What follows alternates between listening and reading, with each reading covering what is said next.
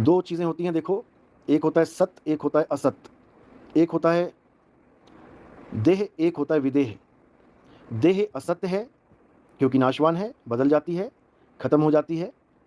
और विदेह सत्य है। विदेह कहते हैं आत्म स्वरूप को, आत्मा को। तो कबीर साहब की वाणियों में आपको कई जगह विदेह दिखाई देगा। देही ज्ञान सब जगत बखाने, विदेही ज्ञान कोई बिरला जाने। ध्यान विदेह और नाम विदेहा, 2 लख पावे मिटे संदेहा। यानी देही ज्ञान सब जगत बखाने, सारी दुनिया देही ज्ञान को पकड़ के बैठी है, शरीरों की पूजा करती है, शरीरों को भगवान मानती है, शरीरों को परमात्मा मानती है। कोई राम जी के शरीर को पकड़ के बैठा है, कोई श्याम जी के शरीर को, कोई हनुमान जी के शरीर को, कोई माता के शरीर को, कोई किसी के शरीर को, कोई किसी के शरीर को। तो शरीर ये देही ज्ञान है। सब शरीरों को पकड़ने में लगे हैं, कोई आत्मा को पकड़ने में नहीं लगा है। जो आत्मिक ज्ञान है वो विदेही ज्ञान है।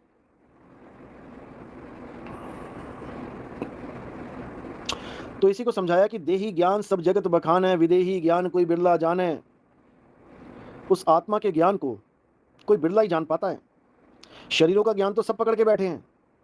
देवता छोड़ो पितर पूजे जा रहे हैं, पितर छोड़ो भूत पूजे जा रहे हैं, भूत प्रेत छोड़ो, ऐसे ऐसे मंदिर हैं जहां जानवरों की पूजा चल रही है। कुतिया माता मंदिर, आप यूट्यूब पे सर्च करोगे या गूगल पे सर्च करोगे, लिखो वहां पे जय कुतिया माता मंदिर, तो कुतिया की भी पूजा चल रही है। अब और क्या करे इंसान। भेड़ों की पूजा चल रही है, भेड़ों के नाम पे मंदिर हैं, बकरों के नाम पे मंदिर हैं। क्या करोगे। सबको भगवान बना डाला। तो इसी अज्ञानता को खत्म करने के लिए संत महात्मा विदेही ज्ञान देते हैं। विदेह यानी आत्मा का ज्ञान देते हैं, आत्म ज्ञान देते हैं। आत्म में राम, राम में आत्म, चीनस गुरुमुख विचारे।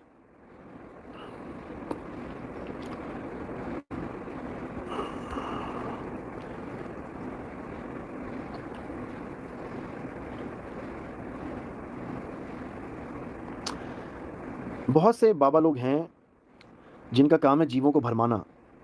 बहुत से बाबा लोग हैं, गिनती नहीं है, भारत में कोई गिनती नहीं है बाबाओं की, अनगिनत है, अनगिनत। अब इनको समझना पड़ेगा आपको कि ये हमारे भले की बात कर रहे हैं कि बुरे की। बाबा तो सभी अपने आप को कहते हैं हम परमात्मा के दूत हैं। काल का दूत तो कोई ना कहेगा अपने आप को, सब परमात्मा के दूत हैं। यानी परमात्मा को इतने सारे दूत बना के भेजने की जरूरत पड़ गई। तो इसको समझना अच्छे से, कौन परमात्मा का दूत है, कौन काल का दूत है, यानी कौन दयाल का दूत है और कौन शैतान का दूत है। ये आपको उसके ज्ञान से पता लगता है कि किस प्रकार का ज्ञान दिया जा रहा है। साहिब कहते हैं वाणी से पहचानिए साधु चोर की हाट, अंतर की करनी से निकले मुंह की बात। अंतर की करनी से, जो उसके अंतर में भक्ति चल रही है, जो उसके अंतर में साधना चल रही है, उसकी करनी से ही यानी उसके मुंह की बात निकलेगी। अगर वो श्वासों का पुजारी है, श्वासों का अजपा जाप जपता है, तो वो बात बात पे श्वासों की बात करेगा। श्वासा ऐसे, श्वासा वैसे, श्वासों का अजपा जाप करो, ऐसा करो वैसा करो, वो श्वासों पे ही लेके आएगा आपको बार बार। जो 52 अक्षरों का पुजारी है वो आपको मंत्र साधना में, मंत्र में लेके आएगा, उसको और कोई काम ही नहीं है, वो मंत्र में ही आपका ध्यान भटकाएगा। जिसको योग से प्यार है, क्रिया योग से, वो चक्रों की साधना बताएगा। वो कहेगा गुदा बंद कर दो, गुदा में ध्यान लगा लो, मूल बंद करवाएगा, बार बार अंदर की तरफ दबाना, रोक के रखना, फिर छोड़ देना। तो उसमें क्या होता है, देखो आज गुदा बंद की बात चलिए तो गुदा बंद आपको समझा देते हैं, मूल बंद कहते हैं इसको। इसमें आनंद आता है। तो क्या है वो आनंद, किस चीज़ का आनंद है वो, अच्छी तरह समझ लेना। वो आनंद है तत्वों का आनंद। जब हम गुदा बंद करते हैं, जब हम मूल बंद करते हैं, तो जो हमारे अंदर वायु तत्व है उसका रास्ता ब्लॉक हो जाता है, बंद हो जाता है। और ये प्राण योग में ही कहलाता है। ये प्राण योगियों की ही एक क्रिया है। इसको कहीं सहज योग मत समझने लग जाना कि आत्मज्ञान है ये आत्मज्ञान नहीं है भाई। आत्मज्ञान में इस गुदा की, इस मूल बंद की ज़रूरत ही नहीं पड़ती। हाँ, प्राण योग में पड़ती है। तो ये लोग क्या करते हैं, ये मूल बंद करते हैं और करते करते करते करते अपनी प्राण वायु को उल्टा देते हैं। अब ये ऊपर की तरफ जाने लग जाती है। उसमें इनको इतना आनंद आता है, इतना आनंद आता है कि इनको लगता है कि बस यही है असली चीज़, मिल गया परमात्मा। झूठे आनंद को, यानी कि तत्व में रह के, शरीर में रह के उस झूठे आनंद को सत्य मान लेते हैं, फंस जाते हैं काल के जाल में। ये वायु तत्व का आनंद है भाई, वायु तत्व का आनंद है ये। तो जो प्राण योगी हैं वो क्या करते हैं, 7 बंद लगवा देते हैं।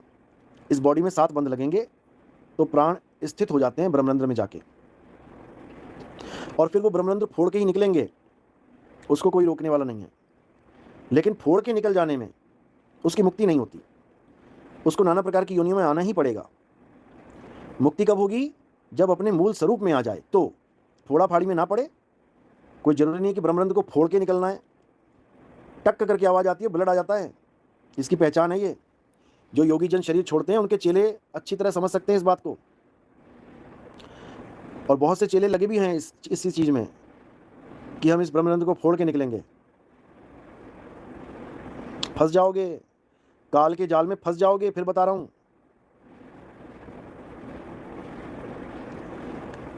ये काल बड़ा विकराल है, किसी को नहीं बख्शता, भूल जाना। अब कई लोग क्या सोचते हैं कि काल कोई छोटी मोटी चीज़ है। आज तुम्हें एक वीडियो दिखा देते हैं काल की, कि काल कौन है।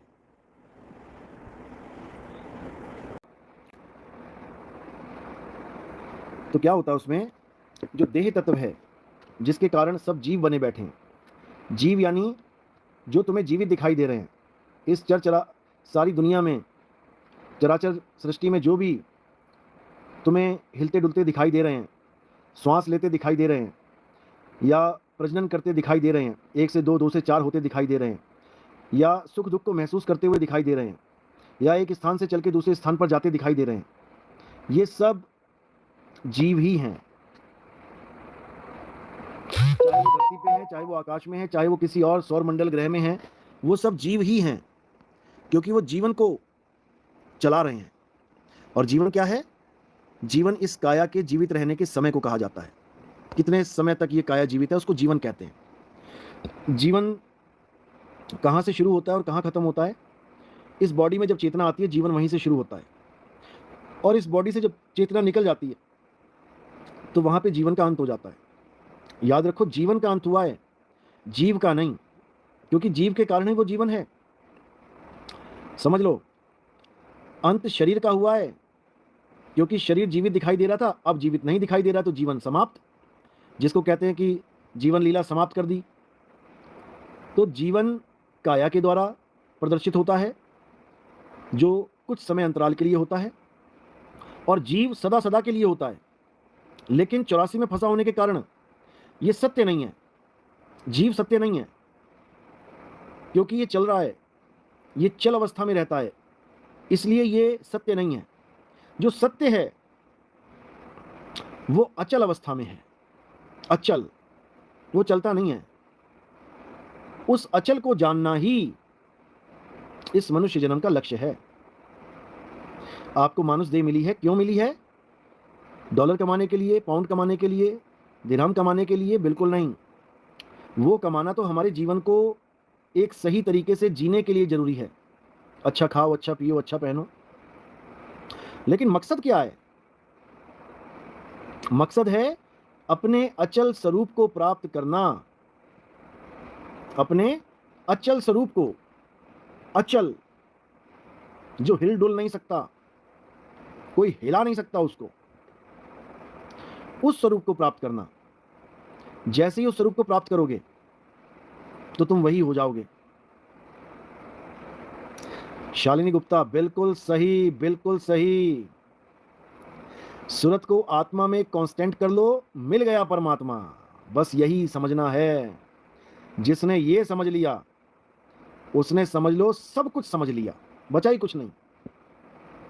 सूरत फंसी संसार में और तासे परी गई दूर, सूरत बांध स्थिर करो, आठों पहर हुजूर। और कुछ नहीं करना है, उसके अलावा सब बंधन है, सब नकली माल है, सब नकल। धीरेन पटेल, जो प्राप्त ही है उसे कैसे प्राप्त करना है? स्वामी जी, बिल्कुल सही बात है, जो प्राप्त ही है, लेकिन उसका आभास नहीं है ना। पंखे को करंट प्राप्त है तभी तो चल रहा है वो, लेकिन करंट का आभास ही नहीं है। तो उसको आभास यानी उसका अनुभव करना है।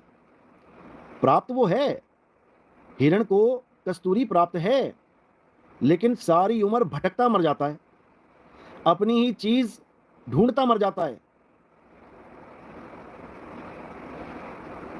समझ लो, अपनी ही वस्तु। शालिनी गुप्ता, गुरुजी ये मैंने आपके कारण ही समझा है, थैंक्स यू। परमात्मा को थैंक्स देना है, क्योंकि ज्ञान परमात्मा की देन है, किसी इंसान की देन नहीं है। समझ लो, सच्चा ज्ञान, सत ज्ञान केवल परमात्मा ही देते हैं, उनके अलावा कोई ज्ञान नहीं दे सकता। गुरु एक माध्यम है, परमात्मा के द्वारा दिखाए गए रास्ते को गुरु आगे और लोगों को दिखाता है।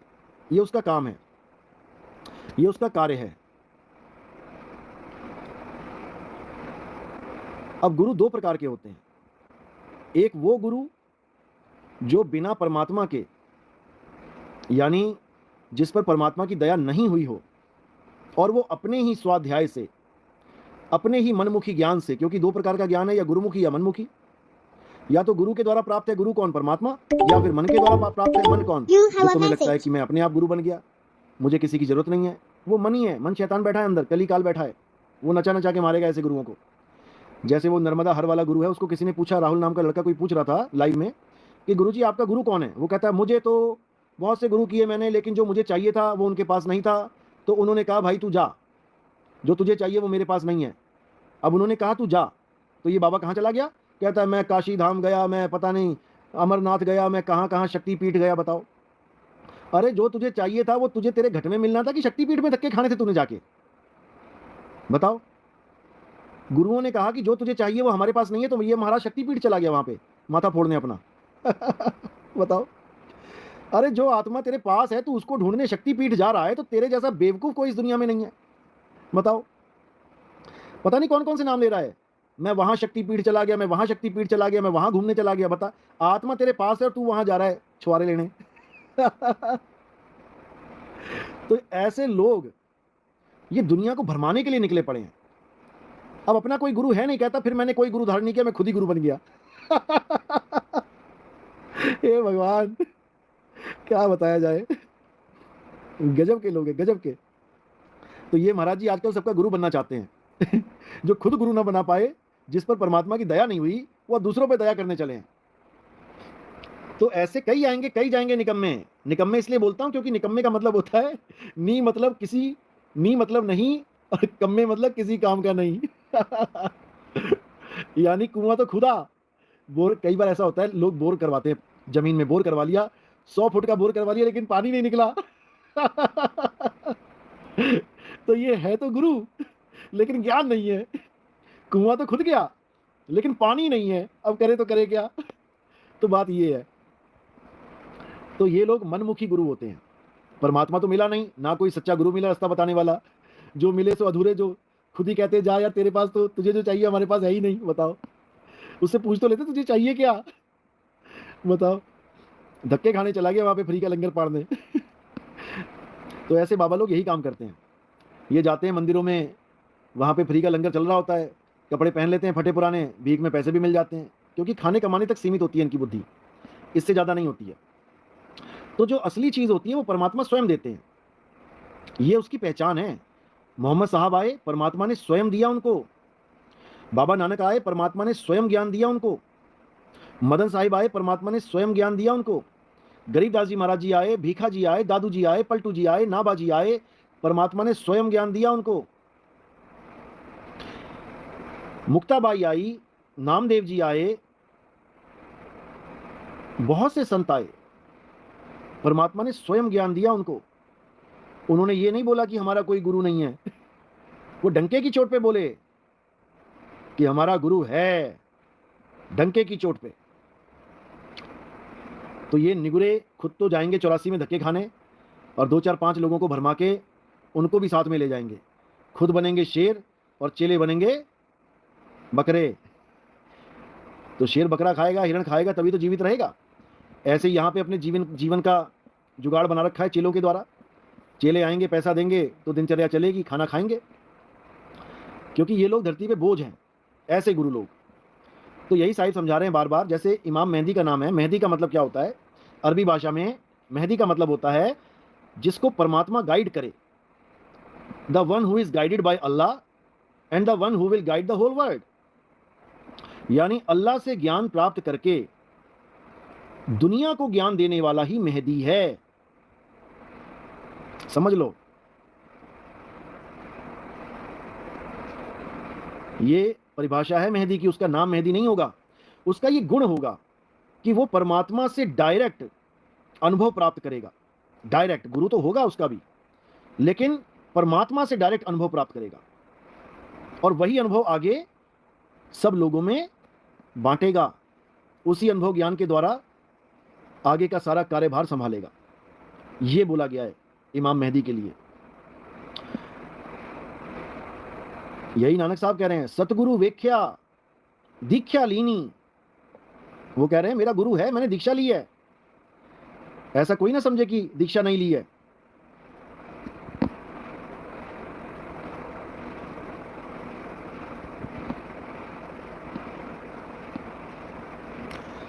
संत सिंगा जी भी आए साहिब जी, बिल्कुल बिल्कुल। सिंगा जी को भी परमात्मा ने स्वयं ज्ञान दिया। अरदास संत लगाते ही हैं और मालिक लीला करते हैं। संत रूप में आए साहिब, संत रूप में आए, जीव चेताने आए साहिब, जीव चेताने आए। अनूप भाई आप तो मच्छर के पीछे ही पड़ गए हो। 200 बार भेज दिया होगा मैसेज। जैसे घर पर मच्छर लग रहे हो तो मच्छर मारने वाली अगरबत्ती को जला दे तो पाप तो नहीं लगेगा।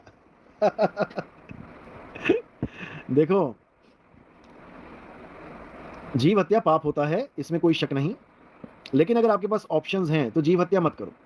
आपके पास क्या क्या ऑप्शंस हैं? सबसे मेन ऑप्शन है मच्छरदानी। इसमें ना तो आपने कोई कॉइल जलाई, ना कोई धुआं किया, आप भी सुरक्षित, मच्छर भी सुरक्षित, और मच्छर आपसे दूर भी हैं। मच्छरदानी लगा लो। अब मच्छरदानी नहीं है तो ओडोमॉस लगा लो, उससे भी मच्छर नहीं लगता है, उसकी खुशबू सूंघ के मच्छर भाग जाता है। ओडोमॉस नहीं है तो आप कॉइल लगा लो। क्यों? क्योंकि ये मनुष्य चूल्हा बड़ा अनमोल है भाई। एक मच्छर के लिए तुम अगर अगर एक मच्छर के लिए तुम अपने शरीर का त्याग करना चाहते हो तो भले मत लगाना। क्योंकि अगर तुम्हें मलेरिया हो गया, डेंगू हो गया, तो तुम्हें लेने के देने पड़ जाएंगे। तो इस काया को बचाना भी उतना जरूरी है जितना किसी जीव को बचाना। उससे लाख गुना ज्यादा जरूरी है अपनी काया को बचाना। आत्महत्या सबसे बड़ा पाप है, आत्म रक्षा सबसे बड़ा पुण्य है। अब आत्म रक्षा के लिए तुम्हें मच्छर छोड़ो, शेर को भी मारना पड़े तब गजब के लोग हैं, गजब के लोग हैं, क्या बोला जाए। तो साहिब ने कोई कमी नहीं छोड़ी समझाने में, लेकिन ये मूर्ख जीव समझ नहीं पाया। क्या किया जाए। तो कहने का यही मतलब है कि सत्य स्वरूप को पहचानो। कबीर साहब कह रहे हैं, जल में मीन प्यासी और मोहे देखते आवे हांसी, आत्म ज्ञान बिना नर भटके। वो ये नहीं कह रहे हैं कि मेरा नाम नहीं जपोगे तो भटकोगे। वो तो ये कह रहे हैं, कबीर कबीर क्या करे तू खोज आपन शरीर। कबीर कबीर करने की जरूरत नहीं है कि रामपाल जी महाराज के चेले बन गए जी, अब कबीर कबीर कर रहे हैं 24 घंटे। हम सो हम सत्य कबीर, हम सो हम सत्य कबीर, हम सो हम सत्य कबीर। बेड़ा गर्क हो जाएगा। मैं तो इन मंत्र वालों से दुखी हूं।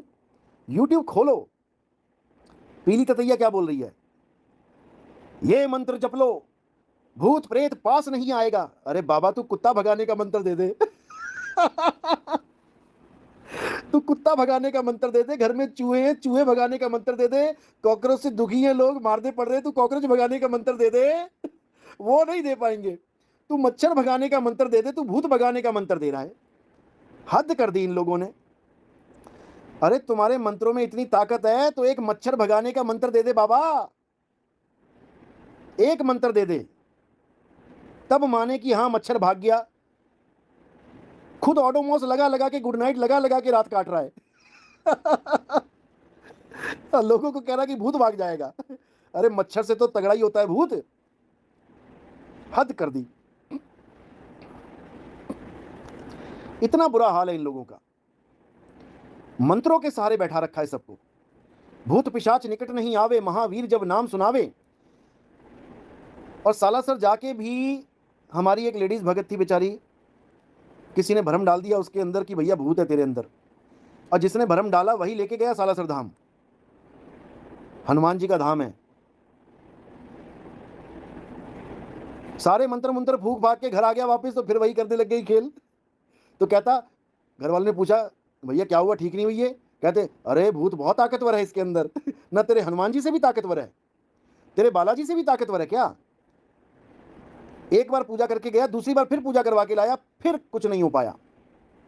यहां तो भूत ही हनुमान जी से ताकतवर बैठे हुए हैं भैया। सलासर घूम के पिकनिक बना के भूत फिर साथ में आ जाता है। क्या बेवकूफ बना रखा है दुनिया को। ये भरम भूत सकल जग खाया। ये भरम भूत है कि मेरे अंदर भूत आ गया, उसके अंदर प्रेत आ गया। These all activities are mentally depressed persons की हैं, ये जो परेशान हो चुके हैं, दिमागी परेशानियां हैं, वो कोई ध्यान नहीं देगा। प्रेत घुस गया, भूत घुस गया। अरे जो आदमी मर जाता है वो अपने शरीर में घुस के दिखाए, वो अपने शरीर में घुस के दिखाए। तुम अपने घर में ताला लगा के गए, दोबारा ताला खोल के फिर घुस सकते हो। अगर तुम किसी दूसरे के घर में घुस सकते हो तो तुम अपने घर में भी घुस सकते हो। घुस के दिखाओ जरा। अगर प्रेत किसी और के शरीर में घुस सकता है तो अपने शरीर में क्यों नहीं घुस सकता मामा? दिमाग खराब कर दिया इन लोगों ने कि आखिर कृष्ण जी कहना क्या चाहते हैं।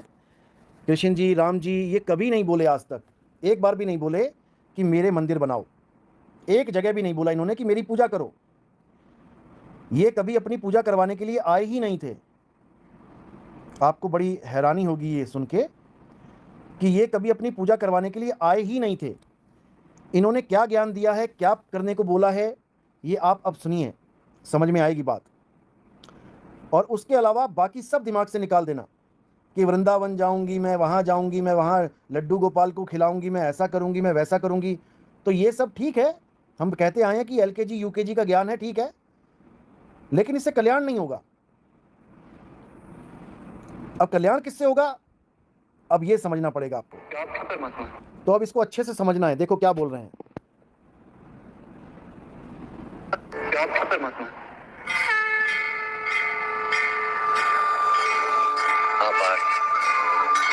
मैं परमात्मा, जैसे तुम भी परमात्मा, केवल तुम अभी जागृत नहीं हुए हो और मैंने ये जान लिया।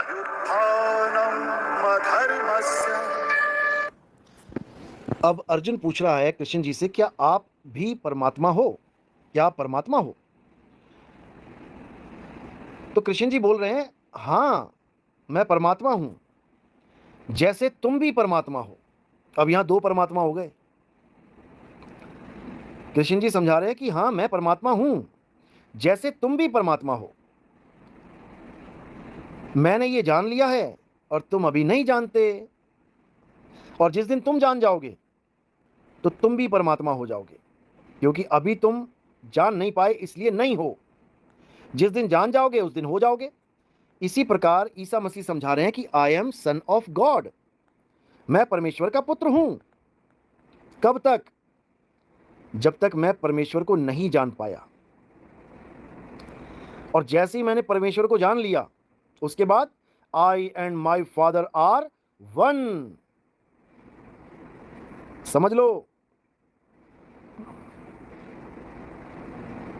समझ लो इस बात को। अब अगली ऑडियो सुनो, शायद और समझ में आए कि आत्मा और परमात्मा का खेल क्या है। जो अपनी आत्मा के दर्शन कर लेता है, जो अपनी आत्मा के दर्शन कर लेता है, आत्मा के दर्शन कर लेता वो है, परमात्मा के दर्शन कर लेता है। जैसे नमक के एक कण का स्वाद समग्र सागर के स्वाद से भिन्न नहीं होता, वैसे अपनी आत्मा के दर्शन परमात्मा के दर्शन से भिन्न नहीं होते। समझ लो, जो अपनी आत्मा के दर्शन कर लेता है वो परमात्मा के दर्शन कर लेता है। जैसे नमक के एक कण का स्वाद समग्र सागर के स्वाद से भिन्न नहीं होता, वैसे अपनी आत्मा के दर्शन परमात्मा के दर्शन से भिन्न नहीं होते।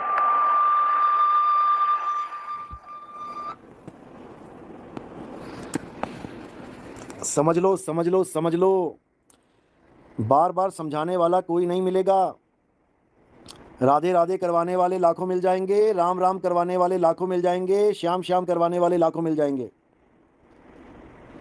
अल्लाहू अल्लाहू कराने वाले लाखों मिल जाएंगे, वाहिगुरु वाहिगुरु कराने वाले लाखों मिल जाएंगे। लेकिन तुम्हें आत्मा का ज्ञान समझाने वाला नहीं मिलेगा मेरे भाई, नहीं मिलेगा। इसीलिए मैं कह रहा हूं ये तुम्हारा आखिरी मौका है इस जन्म में। तुम किस्मत वाले हो जो तुम्हें ये आत्मज्ञान घर बैठे मिल रहा है, घर बैठे। तुम सोच भी नहीं सकते कि तुम्हारी कितनी बड़ी किस्मत है कि तुम्हें आत्मा की जानकारी मिल रही है। जो बड़े बड़े ऋषि मुनि सारी उम्र मगजमारी करके चले गए लेकिन आत्मा का ज्ञान प्राप्त नहीं हो पाया, मंत्र ही जपते चले गए बेचारे, मंत्रों में सिर फोड़ के चले गए, अपना जन्म बर्बाद करके चले गए, आत्मा का ज्ञान नहीं हो पाया। ये तुम्हारी किस्मत है जो तुम आज इस मोबाइल की वजह से घर बैठे उस परम तत्व का ज्ञान प्राप्त कर रहे हो। बहुत बड़ी किस्मत है भाई तुम्हारी। कहते हैं इस देही को सिमरें देव और सो देही कर हर की सेव। इस देही को देवता सिमरते हैं कि हमें ये इंसान जन्म मिल जाए। क्यों? ताकि आत्म ज्ञान मिल जाए।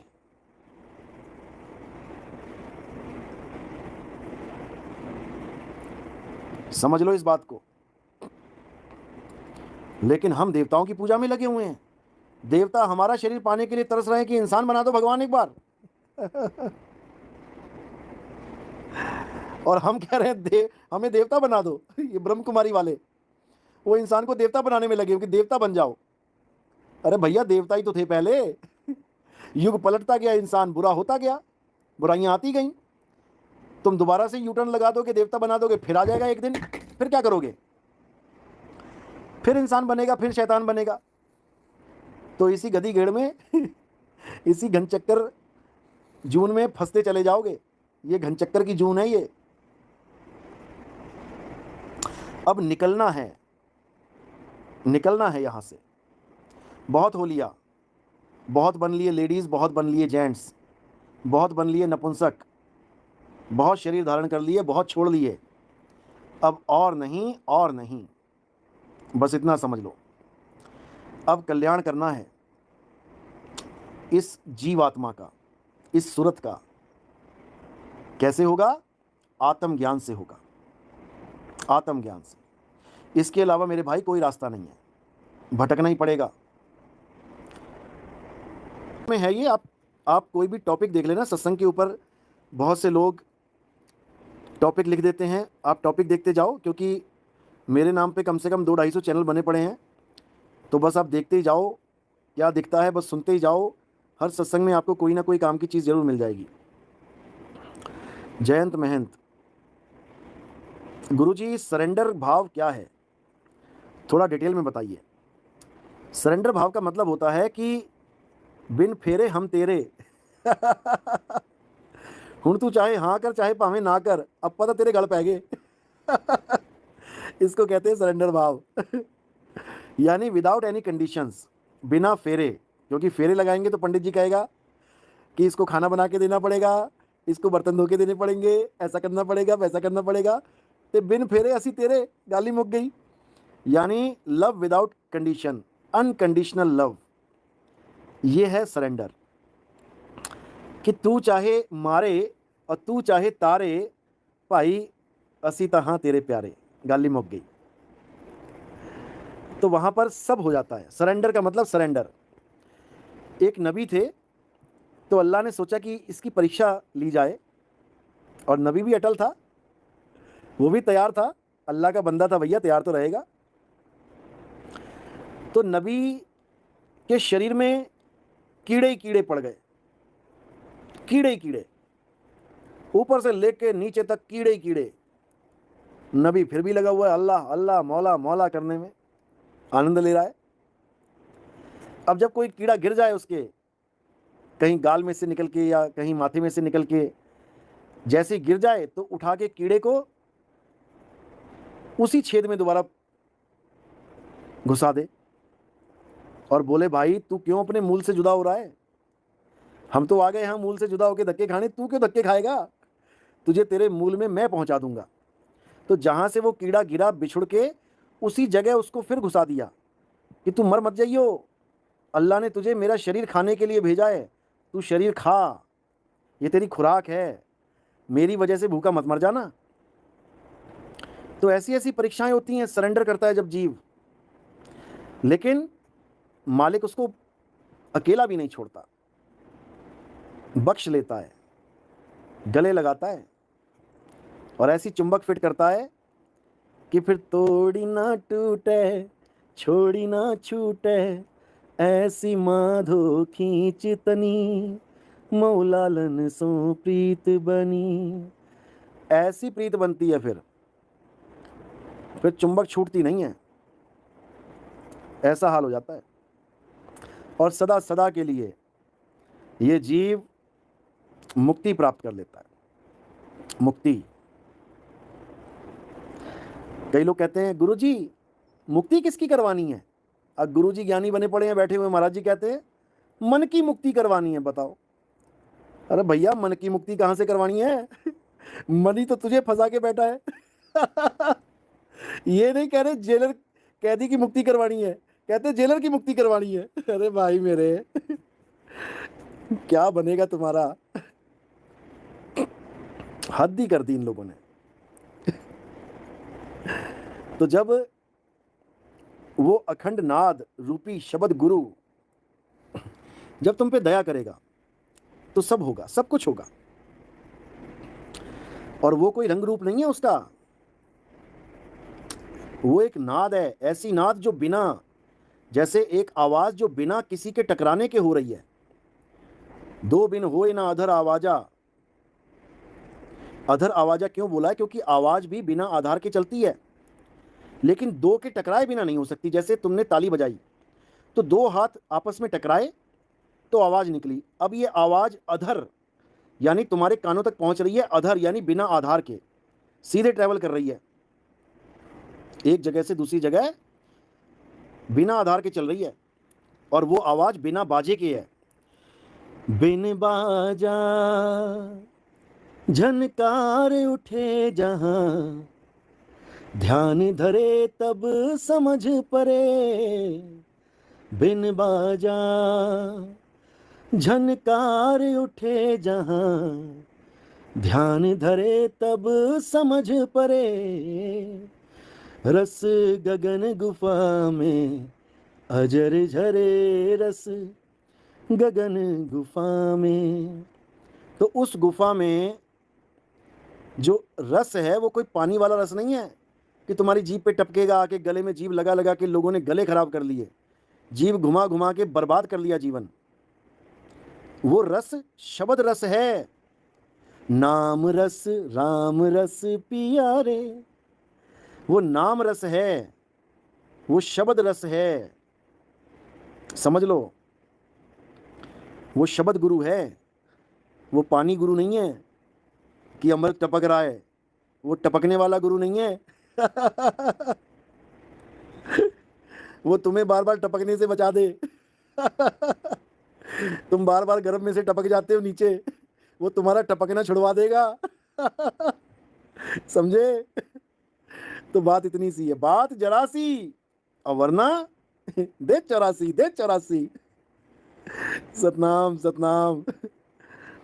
तो भैया बचना चाहो 84 से तो चीनो शब्द हमारा।